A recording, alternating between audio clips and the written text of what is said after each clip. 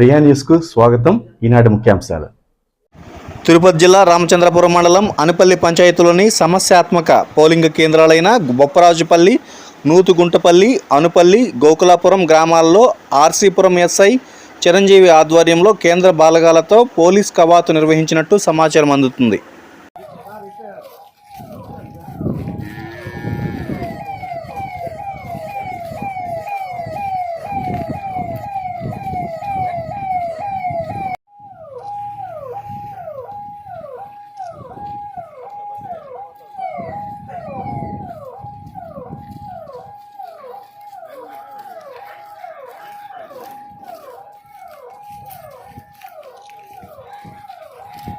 Right there.